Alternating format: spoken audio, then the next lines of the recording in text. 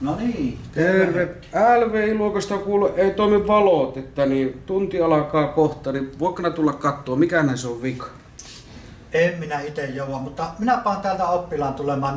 Ne on viikon jo harjoitellut, kyllä ne nyt jo osaa semmoisen asian. Selvä, hei. Hei.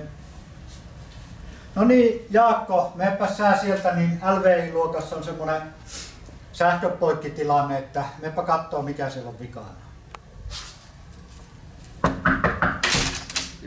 Päivä. Kuuleko, ei sähköt toimi, ei tuu paloja. No. Joku vika siinä. Täältäkö? Joo. Ota sä sähköpuolelta. On. Joo, Pitäisikö se aukasta?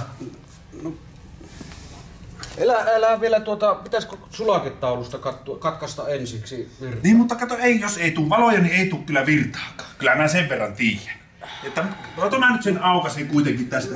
Joo. Voi. Sattuko? Mikä? Voi. Nyt pitää soitako ambulanssi? Soitan Karille kuitenkin ensin. No niin. Terve Heikki täällä. Kuule, voitko laittaa toisen oppilaan? Toisen? Niinko, ei tästä taida tulla mitään. Kun minusta tuntuu, että se ei ole oikea sähkömies.